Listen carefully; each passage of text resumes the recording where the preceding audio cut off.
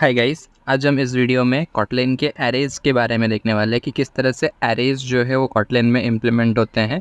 So without any delay let's start. An array is a data structure that holds a fixed number of values of the same type. So array एक data structure है जो कि data store करने के काम आता है, और इसके अंदर हम क्या कर सकते हैं, fixed number of value store कर सकते हैं। यानी इसके अंदर आप ऐसा कोई एक लिमिटेड डेटा स्ट्रक्चर है, मतलब आप फाइनाइट डेटा स्ट्रक्चर है, यहाँ पे आपको पहले से साइज़ बताना पड़ता है। आप बोल सकते हो कि मैं इसे 5 एलिमेंट रख सकता हूँ, 10 रख सकता हूँ। सो यहाँ पर हम लिमिटलेस डेटा नहीं स्टोर कर सकते। एंड मोर ओवर जो भी डेटा स्टोर होंगे सबका सेम टाइप होना चाहिए, यानी सबका डेटा टाइप क्या होना चाहिए, सेम। सो अगर मेरा एक एरे है इंटीजर टाइप का, तो उस एरे के अंदर मैं सारे लोकेशंस जो है उनमें मैं क्या स्टोर करूँगा, इंटीजर टाइप का ही डेटा स्टोर करूँगा। ओके, अगर मेरा एरे का डेटा टाइप स्ट्रिंग है तो मैं हर लोकेशन पे या हर मेमोरी ब्लॉक यूनिट पे मैं क्या स्टोर करूँगा, स्ट्रिंग टाइप का डेटा स्टोर करूँगा। They are stored in contiguous memory locations, यानी एक के बाद एक मेमोरी लोकेशंस में स्टोर होता है। यानी अगर ये मेमोरी यूनिट 1 पे स्टोर है तो ये 2 पे, ये 3 पे, ये 4 पे, ये 5 पे, मतलब एक के बाद एक जो है वो क्या होता है, स्टोर होता है एरे के element. They can be access programmatically through their indexes. तो अभी यहाँ पे आपको डायग्रामेटिकली एक एरे दिख रहा है, तो 1 7 3 9 5 8 सारे एलिमेंट्स है। सो अगर मान लेते हैं कि इस एरे का नाम जो है वो है एरे। ओके, सो ARRAY ये वाला। सो अब अगर मुझे इस एरे का फर्स्ट पोजीशन में जो एलिमेंट है उससे एक्सेस करना है, तो मैं उससे इस तरीके से इंडेक्सिंग ऑपरेटर, यानी आप बोल सकते हो कि स्क्वायर ब्रैकेट्स के अंदर मैं इंडेक्स स्पेसिफाई कर सकता हूँ प्रिसीडेड बाय एरे का नाम, तो मुझे वो एलिमेंट मिल जाएगा। तो एरे ऑफ 1 क्या देगा मुझे, फर्स्ट इंडेक्स पे जो भी एलिमेंट है वो। एरे ऑफ 0 मुझे क्या देगा, 0th इंडेक्स पे जो भी एलिमेंट है वो। तो कुछ इस तरीके से हम एरे के एलिमेंट्स को एक्सेस कर सकते हैं। सो without any delay let's see कि हम कॉटलिन में किस तरह से एरे को इम्प्लीमेंट करेंगे। सो कॉटलिन में हमारे पास कुछ फंक्शंस है जो कि हमें एरे बनाने में हेल्प करते हैं, प्रीडिफाइंड फंक्शंस है। So let's start. So as you can see IntelliJ ID में हम आ चुके हैं और मैंने arrays.kt नाम से कॉटलिन फाइल बना दी है। So without any delay let's start creating with our array. So main function है, मैंने पहले लिखा हुआ है, मेन फंक्शन के अंदर सीधा वैल, क्योंकि मैं वैल यूज़ कर रहा हूँ क्योंकि मैं सीधा एरे के जो भी एलिमेंट्स एक साथ स्पेसिफाई करूँगा।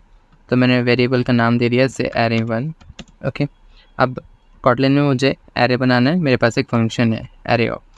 So this will create an array. अब इस एरे ऑफ के अंदर मुझे जो भी एलिमेंट्स देने हैं मेरे एरे में वो रखूँगा मैं। 10 हुआ, 1 हुआ, 20 हुआ, 30 हुआ, 40 हुआ, 50 हुआ, आपको जितने भी एलिमेंट्स रखना है आप रख सकते हो। नाउ अब ये जो वेर ARR1 है ये क्या है, एक कलेक्शन है, क्योंकि ये क्या स्टोर कर रहा है, एक एरे स्टोर कर रहा है। सो अब मुझे इसे प्रिंट करना है, तो मैं क्या करूँगा, प्रिंट, अगर मैं यहाँ सिर्फ array1 दे देता हूँ तो लेट्स सी पहले कि क्या होता है। तो अभी हम क्या करेंगे, रन करते हैं हमारा arrays.kt। आप यहाँ पे देख सकते हो कि यहाँ पर कुछ इस तरीके से प्रिंट हो रहा है। ओके, एक ऑब्जेक्ट फॉर्मेट में प्रिंट हो रहा है। ये एक कलेक्शन है, तो मुझे इसके सारे एंट्रीज़ को प्रिंट करनी है, तो इसके लिए मैं क्या करूँगा, डॉट जॉइन टू स्ट्रिंग। ये जॉइन टू स्ट्रिंग मेथड क्या करता है, बेसिकली आपके कलेक्शन के अंदर के हर एक एंट्री को क्या करता है, कॉन्कैटिनेट करके एज अ स्ट्रिंग रिटर्न करता है। अब अगर हम इसे प्रिंट करते हैं, सी, अब यहाँ पे आपको एकदम आपके एरे के जो भी एलिमेंट्स है प्रॉपर वे में दिख रहे हैं। ओके, सो ये एक शॉर्ट कंसेप्ट था एरे का। अभी हम ये भी देखते हैं कि हम किस तरह से इस पर लूप कर सकते हैं ना। इससे पहले कि मैं आगे बढ़ूँ, एक बार ये array1 के ऊपर मैंने ओवर किया। सो आप यहाँ पे देख सकते हो कि array1 का जो टाइप है, जो डेटा टाइप है, कोलन के बाद जो हमारा आता है वो डेटा टाइप होता है। तो array1 का जो डेटा टाइप है वो क्या है, एरे ऑफ टाइप इंटीजर। मैंने कहीं पर भी एरे बनाते वक्त स्पेसिफाई नहीं किया है कि इस एरे का जो टाइप है वो इंटीजर टाइप का होने वाला है, बट क्योंकि इस एरे ऑफ के अंदर मैंने सारे एलिमेंट्स इंटीजर टाइप के दिए हैं, सो इसलिए array1 इंटीजर टाइप का एक एरे है, ये ऑटो इन्फरेंस कर ले रहा है कॉटलिन। हालांकि अगर आप एक्सप्लिसिटली टाइप स्पेसिफाई करना चाहते हो तो आप वो भी कर सकते हो। For example I create another variable से array2, और उसके अंदर मैंने लिखा एरे ऑफ। अब एरे ऑफ, और उसके अंदर मैं टाइप स्पेसिफाई कर सकता हूँ। अब मैंने टाइप दे दिया स्ट्रिंग, यानी मेरा ये जो एरे है इसके अंदर सिर्फ और सिर्फ कौन से टाइप के डेटा रहेंगे, स्ट्रिंग टाइप के।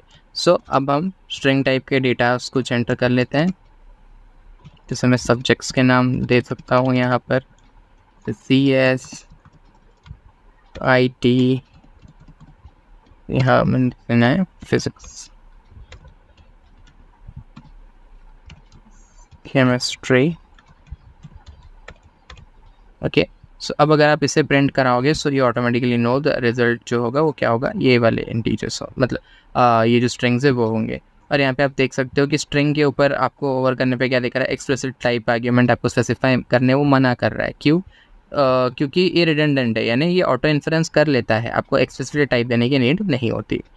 ओके, नाउ अब अगर मुझे ये जो एरे की एंट्रीज़ है, अगर वो मुझे फॉर लूप के थ्रू प्रिंट करनी है, लूपिंग के थ्रू प्रिंट करना है, तो मैं कैसे करूँगा? तो इसके लिए पहले मैंने एग्जिस्टिंग प्रिंट स्टेटमेंट को मैंने कमेंट कर दिया है। Now let's use a for loop. तो फॉर आई इन एरे 1 या एरे 2, आप जो भी यूज़ करना चाहे। एरे 1 हमने ऑलरेडी प्रिंट कराया था, तो अब इस बार हम एरे 2 से लूप करते हैं। नाउ अब यहाँ पे आप देखो, अगर मैं आई के ऊपर होवर करूँ सो ऑटोमेटिकली मुझे दिखा दे रहा है कि आई का जो टाइप है वो क्या है, स्ट्रिंग है। मैंने कहीं पर भी लिखा नहीं है, पर क्योंकि एरे 2 जो है वो स्ट्रिंग टाइप का एरे है, तो क्यों, और आई जो है मैं लिख रहा हूँ कि आई इन एरे 2, यानी एरे 2 के हर एक एलिमेंट को मैं क्या बोल के चल रहा हूँ कि आई है। लाइक फर्स्ट इटरेशन में आई का वैल्यू क्या होगा, सी एस, सेकेंड इटरेशन में आई का वैल्यू होगा आई टी, थर्ड इटरेशन में आई का वैल्यू होगा फिजिक्स। तो इसके चलते आई जो है उसका ऑटोमेटिकली टाइप जो है वो क्या मिल रहा है, स्ट्रिंग मिल रहा है, क्योंकि वो एरे 2 के हर एक एलिमेंट को रिप्रेजेंट कर रहा है, और एरे 2 में हर एलिमेंट कौन से टाइप का है, स्ट्रिंग टाइप का है। तो फॉर आई इन एरे 2 मैं सीधा क्या कर दूंगा, प्रिंट ln आई। ओके, बाहर आ गया है आई। ओके, सो अब हम इस मेन फंक्शन को रन करते हैं।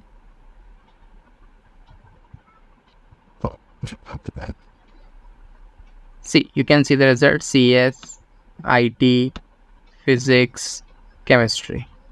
ओके, सो अगर अब मुझे इंडेक्स के साथ प्रिंट करना है एलिमेंट्स को, तो वो मैं कैसे करूँगा? तो लेट्स सी दैट। नाउ ये बहुत ही सिंपल है, मैं इसी के अंदर ही मॉडिफाई कर देता हूँ। सो यहाँ पर मैं एक ब्रैकेट यूज़ करूँगा। ओके, सो इसके अंदर मेरे पास दो वेरिएबल होंगे। ओके, सो पहला is for index I and second for element that is E. Okay, तो यहाँ पे फॉर लूप के अंदर ही मैं दो वेरिएबल यूज़ कर रहा हूँ। First one I for index, E for element. In same वैसा ही, और एरे 2 अब इस बार मुझे लिखना पड़ेगा डॉट विथ इंडेक्स। तो विथ इंडेक्स क्या बोलेगा कि एरे 2 को तो लेना है बट आपको इंडेक्स के साथ लेना है अभी हर एलिमेंट। ओके, तो यहाँ पर मैं प्रिंट एलन में आई और उसके साथ साथ में स्ट्रिंग इंटरपोलेशन की में हेल्प से मैं यहाँ पे आई एज वेल एज यानी इंडेक्स और उसके बाद में एलिमेंट दोनों को प्रिंट कराऊंगा। ओके, और बीच में हम रख देते हैं एक डबल डैश। ओके, या स्पेस ही रखते हैं, बेटर होगा। ओके, सो आई होप आपको ये समझा होगा। एरे 2 डॉट विथ इंडेक्स यानी एरे 2 को कंसिडर किया जा रहा है उसके इंडेक्स के साथ, जैसे सी एस का इंडेक्स है 0, आई टी का इंडेक्स है 1, फिजिक्स का इंडेक्स है 2, केमिस्ट्री का इंडेक्स है 3। तो आई जो है वो इंडेक्स को रिप्रेजेंट कर रहा है, ई जो है एलिमेंट को रिप्रेजेंट कर रहा है, और ये पूरे एरे 2 के ऊपर जो है इटरेट करेंगे और रिजल्ट देंगे। यानी वेरिएबल्स जो है उनके वैल्यूज चेंज होंगे और वो प्रिंट होंगे। सो लेट्स सी ऐसा ही हो रहा है या नहीं। सी यहाँ पे 0 पे सी एस, 1 पे आई टी, 2 पे फिजिक्स एंड 3 पे chemistry along with index print हो चुका है ना। अब अगर मुझे एरे का कोई स्पेसिफिक इंडेक्स वाला एलिमेंट एक्सेस करना है तो हम क्या कर सकते हैं? मैंने अभी पीपीटी में बताया आपको कि हम स्लाइसिंग यानी स्क्वायर ब्रैकेट्स को स्पेसिफाई करके भी कर सकते हैं। सो एक बार हम वो भी देख लेते हैं। प्रिंट एलन मानते हैं कि हमें एरे 2 के सेकेंड इंडेक्स पे कौन सा एलिमेंट है वो जानना है।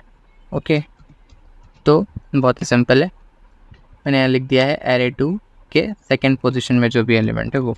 जस्ट आपको इससे आपके डॉलर के बाद लिखना है, तो डॉलर एंड अपने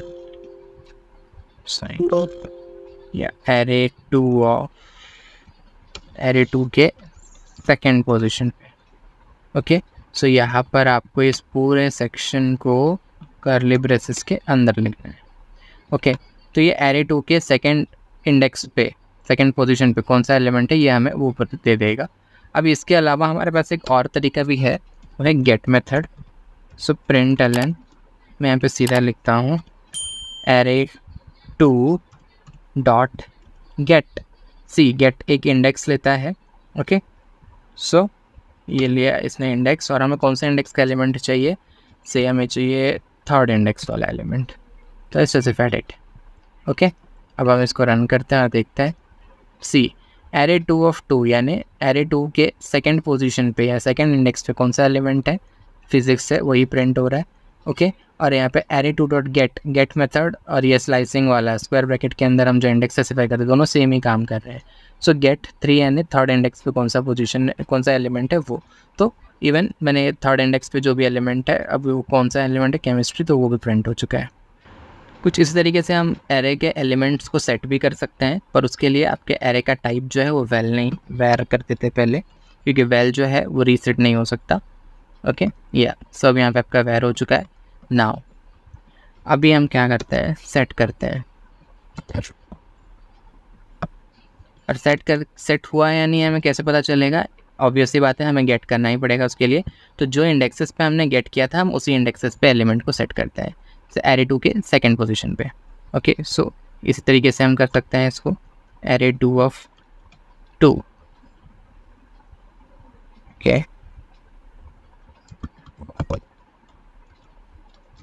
एरे 2 के सेकंड पोजीशन पे।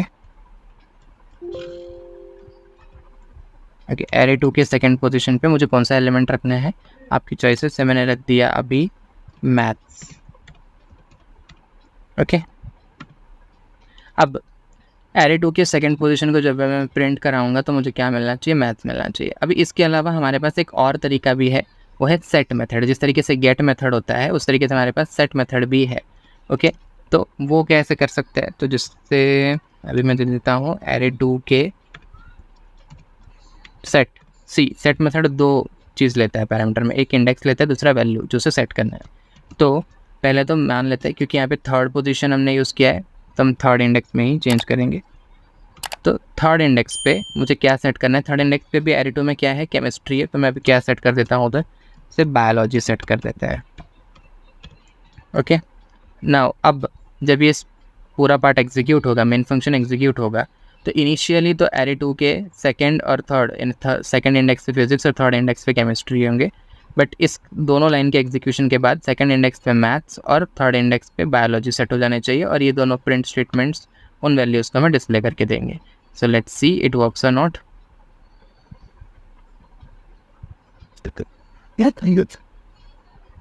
सी, एरे 2 के सेकंड पोजीशन में अभी मैथ सेट है और थर्ड इंडेक्स पे क्या है, बायोलॉजी है।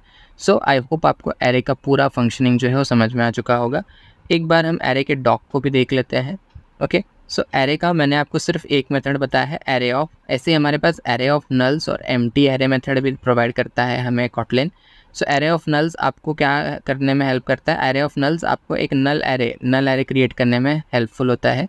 जैसे यहाँ पे आप देख सकते हो एरे ऑफ नल्स, और यहाँ पे हम क्या कर रहे हैं, साइज़ बता रहे हैं कि कितने नल एलिमेंट्स चाहिए, क्योंकि एरे में जैसे कि मैंने स्टार्टिंग में कहा था फाइनाइट साइज कलेक्शन है, तो यहाँ पर आपको साइज़ बताना पड़ेगा कि कितने साइज़ के एलिमेंट्स आप एरे क्रिएट करके देगा, उसके अंदर कोई भी एलिमेंट्स नहीं होंगे।